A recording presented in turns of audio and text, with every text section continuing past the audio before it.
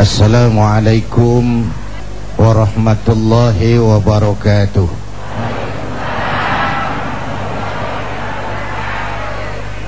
Para ulama yang saya muliakan, Pak Master dari PBNU yang saya hormati, bapak-bapak, ibu-ibu, segenap pemirsa TV One di seluruh tanah air yang saya cintai. Kita Fatihah dulu ya, khusus buat Almarhumlah Kiai Haji Abdurrahman Wahid.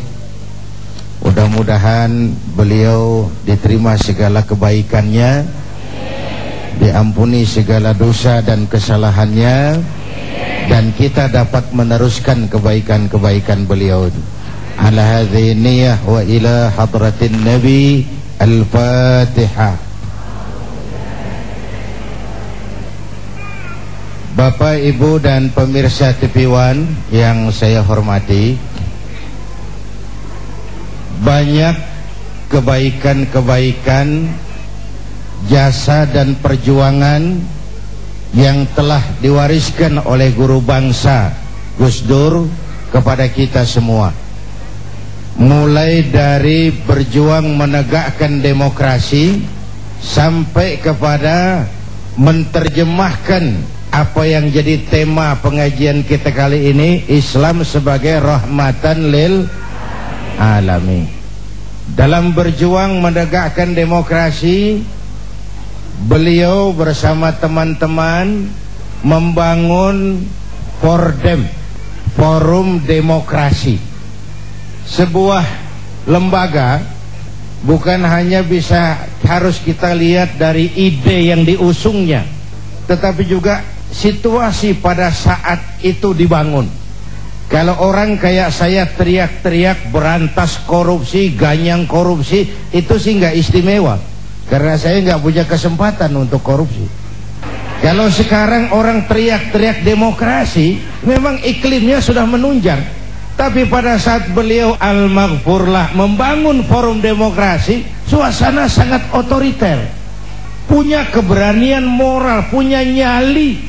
Konsep saja bagus, kalau nggak punya nyali kan percuma juga. Punya nyali. Ketika beliau jadi presiden, demokrasi terus dikembangkan. Beliaulah yang menghapus dui fungsi TNI. Beliau melakukan desakralisasi terhadap lembaga kepresidenan, bahkan terhadap istana negara. Presiden adalah sosok yang bisa dijangkau oleh rakyat mana saja. Istana negara bisa dimasuki oleh sosok yang mana saja, mulai berjas berdasi sampai sarungan teklekan, dari urusan tetek sampai urusan bengek. Kehebatan istana negara itu bukan karena dipagar tinggi biayanya 20 miliar, bukan, tapi karena dia aspiratif, dia menampung, dia mau menjadi lembaga yang mewakili kepentingan rakyat banyak. Bapak Ibu hadirin yang saya hormati, jasa beliau dalam mengembangkan Islam yang rahmatan lil alamin juga dahsyat.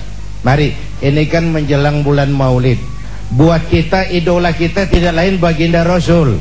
Ya Bu ya? Apa? Baginda Rasul. Kenapa baginda Rasul kok dijadikan model oleh Allah tuh kenapa? Ada dua hal. Pertama, karena beliau manusia seperti kita nih, utuh manusia. Ini menyangkut predisposition. Kalau ayam disuruh nyontoh kucing, yang nyuruh nyontoh nggak punya pikiran, Bang. Predispositionnya nggak sama. Ayam kok suruh nyontoh kucing? Ayam ya nyontohnya ayam. Manusia nyontohnya manusia. Kalau manusia disuruh nyontoh malaikat, sulit dong.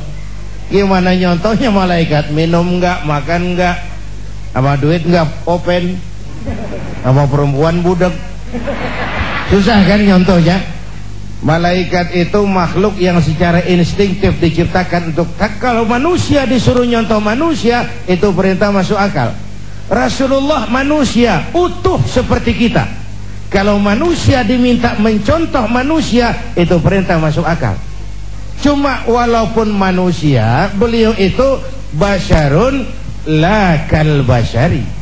Manusia memang, tapi nggak seperti manusia pada umumnya. Di situ letak uswahnya. Contoh, kita ini manusia, kita tidur. Rasulullah manusia, beliau juga tidur. Tidurnya Rasul tidur mata doang, hatinya nggak pernah tidur. Nah, itu loh bedanya. Tidur kita tidur keblek. Kalau sudah tidur total. Rasul tidur mata, hatinya nggak pernah tidur. Basyarun la kal basyar. Kita manusia, kita berludah. Rasul manusia, beliau juga berludah. Ludah Rasul obat. Ludah Rasul.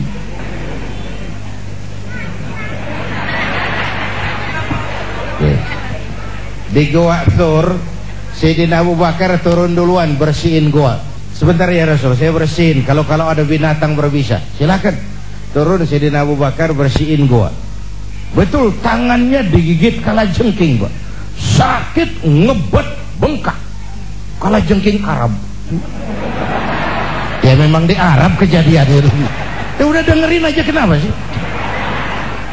Ditahan saja oleh beliau. Sudah, ya Rasul silakan turun. Lama-lama di goa kelihatan juga dok. Sayyidina Abu Bakar pucat mukanya. Mabaluka ya Abu Bakar. Abu Bakar, kenapa kamu pucat? Enggak. Berat meninggalkan Mekah? Enggak. Malas hijrah ke Madinah? Enggak ya Rasul. Khawatir dikejar Quraisy?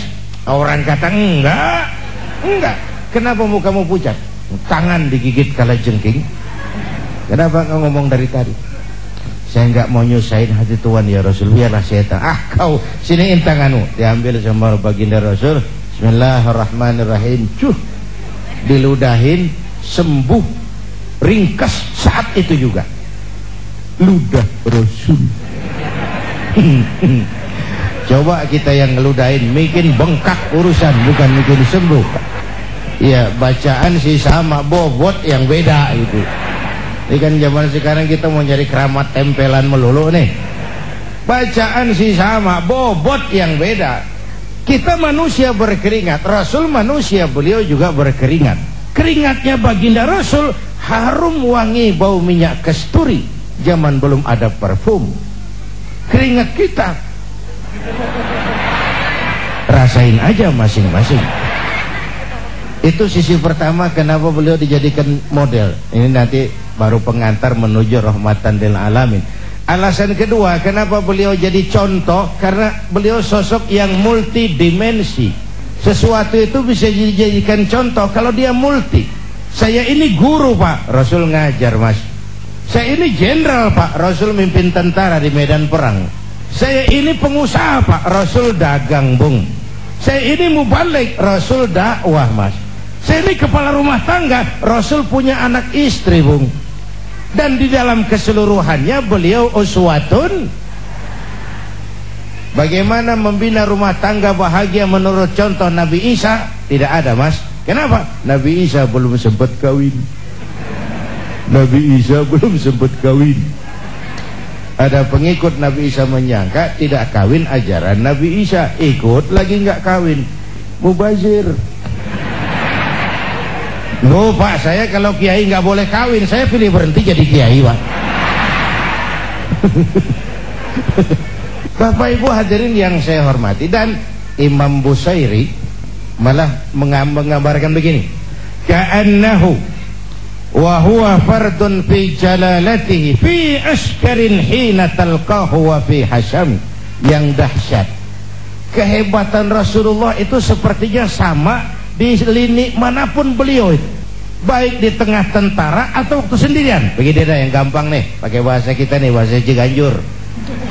Bu, orang banyak hebat, tapi yang orang hebat banyak, tapi yang hebat di mana-mana langka Pak. Rasulullah ini lagi duduk hebat, lagi tidur hebat, lagi jalan hebat, di masjid hebat, di medan perang hebat, di depan anak-anak hebat, di mata musuhnya hebat, di depan teman-temannya hebat, di depan istrinya hebat. Udah susah nyari orang begini. Kita hebatnya setempat. Di kantor hebat, sekantor orang diomelin. Di kantor pulang ke rumah dikeplak sama bininya, diem aja, dia nggak ngelawan. Ini di depan istrinya dia nggak hebat. Bapak Ibu hadirin yang saya hormati, nah beliau ini diutus rahmatan lil alamin, sebagai rahmah bagi semesta alam. Ini kan akhlak itu kan ada 3 bagian. Akhlak kepada Allah, akhlak kepada sesama, akhlak kepada makhluk Allah di luar manusia, alam semesta. Ini untuk lebih memberikan gambaran tentang rahmatan lil alamin. Akhlak kepada sesama, akhlak manusia kepada Allah. Ini yang pertama, tugas Nabi. Bu, memperbaiki akhlak kepada Allah. Sebelum beliau datang, manusia nggak punya akhlak kepada Allah. Pohon disembah, gunung disembah, ya Bu ya. Bu, sekarang juga nih zaman kita akhlak kepada Allah sering lentur dan luntur, lentur dan luntur. Akhlak kepada Allah mulai goyah. Apalagi sekarang nih istilahnya abad entertain. Kiai sama dukun tipis bedanya sekarang. Bener-bener. Bu, akhlak kepada Allah mulai bergeser. Ketika miskin kita hamba Allah, setelah kaya kita pindah jadi hamba harta. Ya Bu ya. Hamba Allah itu kalau keluar dari pengakuan Allah itu mahal. Tapi kalau keluar dari mulut kita itu murah. Kenapa murah? Ngaku. Orang ngaku boleh-boleh saja toh. Saya hamba Allah. Kata siapa? Kata saya. Apa Allah mengakui saya sebagai hambanya? Itu yang saya belum tahu. Bu, Ibu kenal sama Presiden SBY? Presiden SBY kenal sama Ibu? Ngaku loh. Ngaku. Orang ngaku sih boleh-boleh saja. Cuma diakui apa tidak itu soal lain. Bapak, Ibu dan segenap pemirsa TV One di seluruh tanah air, mohon maaf Pak Wali Kota Depok, agak kehalingan tadi, jadi nggak kelihatan. Bapak Ibu hadirin yang saya hormati, saya bersyukur lahir di Indonesia. Saya bangga jadi anak Indonesia, menuju Islam rahmatan lil alamin, dengan tetap menjaga keindonesiaan kita. Bukan karena saya ditatar untuk itu, bukan. Pertama karena perjalanan dakwah saya ke seluruh pelosok Nusantara, saya saksikan wajah Indonesia dari desa ke desa. Yang kedua, Allah kasih kesempatan saya melihat berbagai negeri lain di dunia ini. Makin banyak negeri saya lihat, saya kok makin bersyukur lahir di Indonesia, jadi anak Indonesia. Bu, sedikit wawasan kebangsaan dulu dah sebelum menuju rahmah. Indonesia kita ini besar nggak? 17.000 pulau. Itu belum termasuk Pulau Gadung dan Pulau Gebang. Tambah 2 kalau itu masuk. Masya Allah. Untayan, Zamrud, Katulistiwa, hijau, ranau, subur, makmur, gemah, ripah, loh, jenawi, toto, tentrem, kertora, harjo. Besar. Buminya subur. Di atas perut bumi Indonesia segala tanaman hidup. Di bawah perut buminya ada gas, ya Bu, ada minyak, ada lumpur, ada batu bara. Lautnya kaya, hutannya kaya. Bu, ini titipan Allah kepada kita, orang Indonesia, rakyat Indonesia. Kekayaan negeri ini dikuasai oleh negara, itu sudah betul.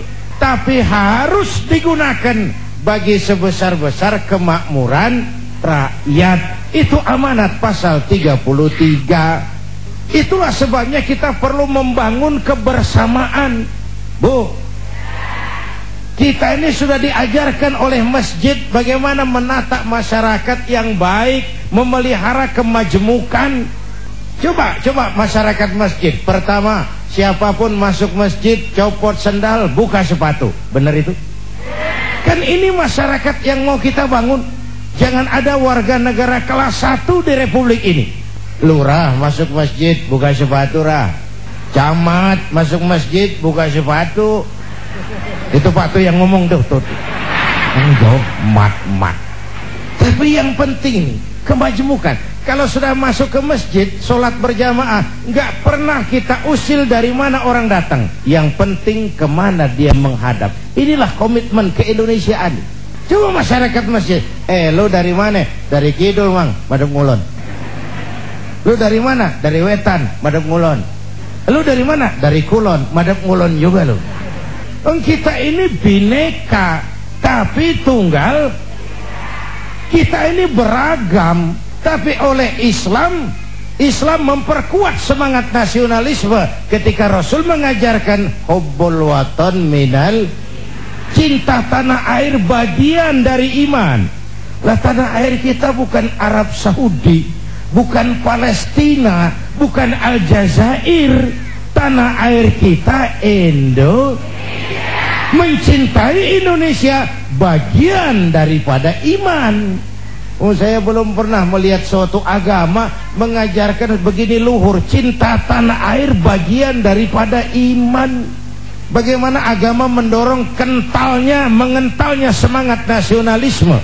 Bapak Ibu hadirin yang saya hormati, oleh karena itu Islam harus kita terjemahkan dalam skala yang rahmatan lil, mulai sesama makhluk manusia, baik kepada makhluk Allah di luar manusia. Sekarang ini kan alam kurang ramah dengan kita karena kita juga tidak ramah kepada alam. Bu, yang gampang deh nih, bentar ya pakai bahasa Ciganjur. Bu, satu hari kampung saya kebanjiran, air masuk ke rumah. Saya ribut, ini masih zaman ada engkong saya. Engkong tahu engkong? Kakek. Saya teriak, Kong, banjir Kong. Kata engkong saya, biarin, bukan salah air. Habis, salah lo. Salah kita bagaimana Kong? Lo tempat air lo tempatin. Yang punya datang pan kagak ngerti. Tempat gua di sini kenapa ada lo? Bu, engkong saya nggak makan bangku sekolahan, tapi wise, berpikir pada tatanan keseimbangan. Air kan bukan musuh, air pan temen kan kudu punya tempat. Nah kalau tempatnya kagak punya, apa dia nggak ngayap masuk ke rumah kita? Air kasih tempat. Bapak Ibu dan pemirsa TV One yang saya hormati, watak pokok dari Islam adalah rahmatan lil, rahmat bagi alam semesta jagat raya. Tetapi di dalam menebarkan rahmatan lil alamin, Islam juga punya kaidah-kaidah untuk memelihara, menjaga, mengamankan nilai-nilai yang dimilikinya. Karena itu Al-Quran mengajarkan wa jazaa'u sayyi'atin sayyi'atun misluha faman afa wa aslaha fa ajruhu 'ala Allah. Ini kalau perlu menggunakan kekerasan, kalau perlu. Balasan suatu kejahatan adalah kejahatan yang setimpal, jangan melebihi batas. Tetapi siapa yang memberi maaf dan mencari jalan damai, itu lebih disukai Allah, dan itulah yang akan beroleh pahala. Jadi coba lihat konsep perdamaian dalam Islam. Dipersilahkan manusia jadi manusia, tapi diberi peluang jadi malaikat. Jadi yang luar biasa. Kalau kamu nggak salah ditempeleng, tempeleng lagi dia. Sekeras dia menempeleng kamu, itu manusiawi. Tapi kalau mau jadi malaikat, faman afa wa aslaha, siapa yang memberi maaf dan mencari jalan damai, itu yang terbaik, dan itu yang beroleh pahala. Bu, nggak salah sih orang nempeleng kita, kita tempeleng lagi. Sekeras dia nempeleng kita, itu manusia namanya. Tapi kalau mau jadi malaikat, maafin. Bu, kalau ibu berbuat baik sama orang baik, kan seri aja itu mah. Emang kudunya begitu. Emang kudunya begitu. Nah, Bapak Ibu hadirin yang saya hormati, sebagai muslim kita punya keyakinan Islam adalah agama yang benar. Tapi keyakinan itu bukan SIM bagi kita untuk menghina orang lain agama. Itu bukan peluang bagi kita melecehkan orang lain. Ketegasan di sini, ketegasan kita berkeyakinan Islam agama yang benar. Tidak serta-merta lalu kita melecehkan yang lain, menganggap yang lain tidak benar, mencaci maki dan menghujat yang lain. Karena kita sendiri pun kalau agama kita dihujat orang, jengkel nggak? Jengkel nggak? Sama dong. Ya, yang kita nggak suka terjadi pada diri kita, orang lain gitu juga. Makanya jangan merasa pinter, tapi harus pinter merasa. Jangan merasa pinter, tapi harus pinter merasa. Kalau merasa pinter jadi sombong, tapi kalau pinter merasa jadi bijak. Nek saya digituin orang enak nggak? Nggak enak. Orang lain kan gitu juga, Bu. Jadi saya kira itu ya, dibiarkan manusia jadi manusia, balas semua kejahatan dengan kejahatan yang setimpal, itu manusiawi.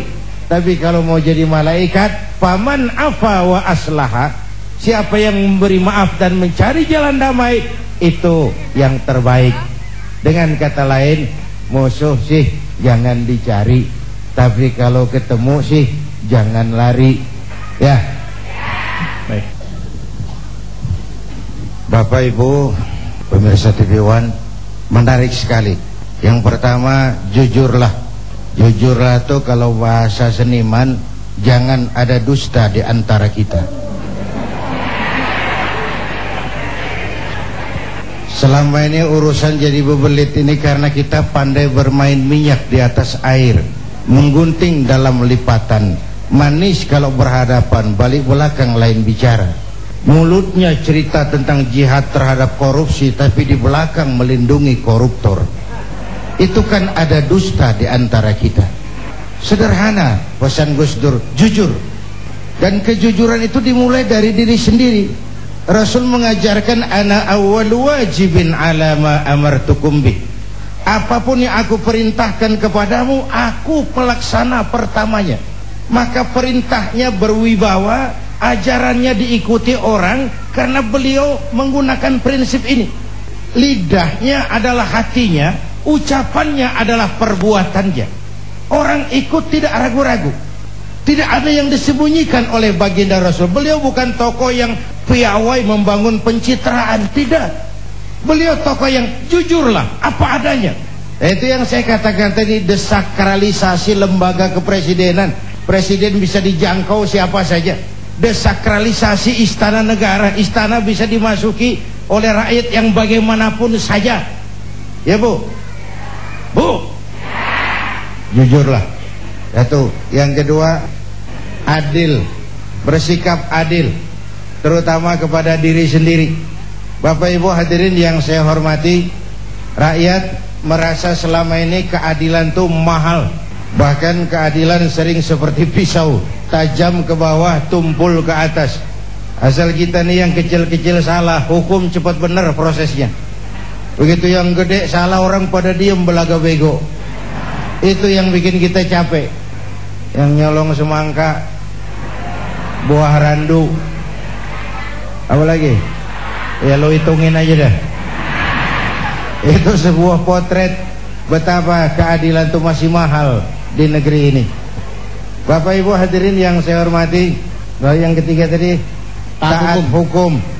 Jangan menegakkan hukum dengan cara yang melanggar hukum. Jangan menegakkan demokrasi dengan cara-cara yang bertentangan dengan kaedah-kaedah demokrasi. Lil wasail hukmul maqasid. Nggak boleh nyolong sarung walaupun niatnya buat sholat. Apa karena diniatkan buat sholat curi sarung lalu jadi halal? Ya tidak, walaupun sholatnya sah tapi curinya tetap dosa. Sah karena fikih tidak pernah mempersoalkan sarungnya dari mana. Lil wasail hukmul maqasid, tujuan dan cara hukumnya sama. Tujuan yang baik harus dicapai dengan cara yang baik. Ya kita berharap mudah-mudahan 100 hari ini kan masa pemerintah kan sudah banyak yang bisa dikerjakan ya Bu ya. Kita rakyat tahu kan, mobil menteri udah bagus, alhamdulillah. Perumahan DPR renovasi 300 miliar, alhamdulillah. Akan segera dibeli pesawat kepresidenan, persekotnya 200 miliar, alhamdulillah. Itu kan tanda kemakmuran. Soal buat siapa, wallahu a'lam.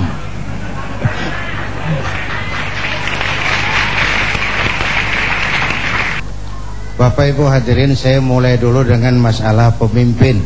Buat kita yang suka ngaji fikih udah ngajarin sebenarnya ya. Kalau cari imam tuh syarat pertamanya a'lamuhum. Orang yang paling alim di kampungmu siapa? Pilih jadi imam. Yang paling alim, bukan yang paling tua, paling alim. Artinya apa dalam konteks berbangsa? Yang paling tahu urusan, lalu bisa cari jalan keluarnya. Kalau ada dua orang alimnya sama, yang mana yang dipilih? Afsahuhum, yang lebih fasih lidahnya. Yang satu alim pelok, yang satu alim nggak pelo. Yang nggak pelo jadi imam. Sebab nggak sah orang fasih bermakmum kepada imam pelo. Pak, ini imam pelo, makmum pelo semua. Sah, namanya kampung pelo, biarin, nggak apa-apa. Yang fasih itu dalam konteks berbangsa itu apa? Yang nyambung sama rakyatnya. Enak kalau punya imam nyambung sama makmum, ngikutnya ikhlas gitu. Rukuknya enak, sujudnya enak. Kenapa? Imam tahu benar keadaan makmum. Fasih itu nyambung, Bu. Makanya Rasul ajarkan idza amma ahadukumun nas falyukhaffif. Kalau kamu jadi imam, ringankan sholatmu. Jangan terlalu panjang kalau jadi imam. Kenapa? Makmum nggak sama kekuatannya. Ini makmum nggak sama kekuatannya. Ada makmum yang tua rentak, diri aja udah gemeter. Ada makmum yang punya darah tinggi, kalau sujud kelamaan palanya sakit. Ada makmum yang udah janji habis sholat mau terima duit. Bayangin kalau imam kelamaan. Ini nggak fase, nggak bisa tahu keadaan makmumnya. Bu, tahu persis keadaan rakyatnya. Jangan udah sholat isya berjamaah, rakaat pertama selesai Fatihah, Yasin. Ini imam nggak aspiratif nih. Makmum ikut sih ikut tapi ngancem. Paling sekali ini gua sholat di sini, besok nggak bakalan balik lagi. Tuh imam kayak begitu sekali doang dipilih, Bu. Kalau fasihnya sama, yang mana yang diangkat, yang dipilih? Aktaruhum sinnan, senioritas. Kalau lahirnya bareng, awaluhum hijratan. Ini dalam konteks yang lebih nasionalis, yang lebih Indonesia. Awaluhum hijratan, yang lebih dulu tinggal di situ. Ini kan dalam konteks pemahaman yang lebih berjiwa nasionalis, yang zahir batinnya Indonesia. Bukan cuma orang Indonesia tapi ngagumi negeri lain. Awaluhum hijratan, yang lebih nasionalis. Loh, kalau bahasa saya kan sederhana. Jangankan yang makro, yang mikro aja. Kita mau bersaing dagang sama Cina, urusan kecil-kecilan aja kita udah kalah kok.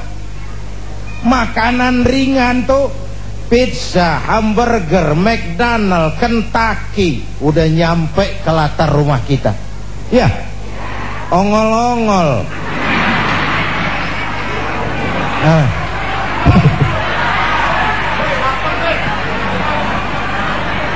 Janganlah bicara nasionalisme yang makro membumbung, yang mikro-mikroan aja kita sendiri sudah lentur dan luntur.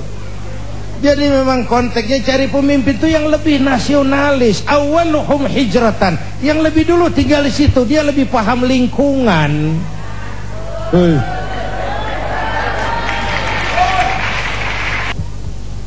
Bapak, Ibu, dan pemirsa TV One di seluruh tanah air yang saya cintai, dari perbincangan kita hari ini, pertama bahwa kita mempunyai misi yang penting dalam hidup ini untuk mewujudkan Islam dalam wajah yang rahmatan lil alamin, sesuai dengan bidang dan kemampuan kita masing-masing. Sesuai dengan bidang dan kemampuan kita masing-masing. Oleh karena itu, mari kita mulai dari diri kita sendiri, mengembangkan akhlak yang baik, akhlak kepada Allah, akhlak kepada sesama manusia, dan akhlak kepada makhluk Allah yang lain di luar manusia. Akhlak kepada hutan, kepada pohon, akhlak kepada binatang, akhlak kepada air, akhlak kepada gunung, dan seterusnya, sebagai bagian dari pengembangan sikap rahmatan lil alamin.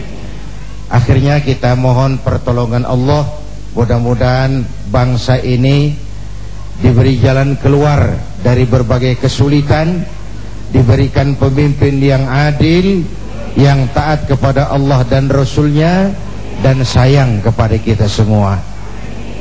Ini jumpa kita hari ini, insya Allah kesempatan yang kita jumpa lagi. Mari sama-sama kita memanjatkan istighfar, karena istighfar pun bagian dari upaya yang Allah janjikan dalam Al-Quran. Wa ma kana Allahu mu'adzibahum wa hum yastaghfirun. Allah tidak akan menurunkan bencana sepanjang di tengah mereka masih banyak orang-orang yang istighfar. Astaghfirullah Rabbal baraya, astaghfirullah minal khataya, astaghfirullah Rabbal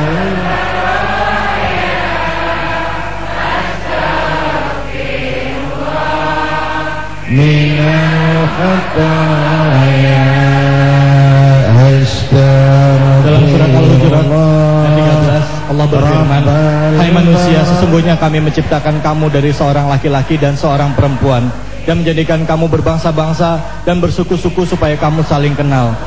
Semangat berbangsa adalah hal yang utama dalam kehidupan berbangsa. Semoga kita senantiasa bisa menjaga persatuan dan kesatuan bangsa ini, agar bangsa Indonesia benar-benar bisa menjadi bangsa yang kuat dan bangsa yang kokoh.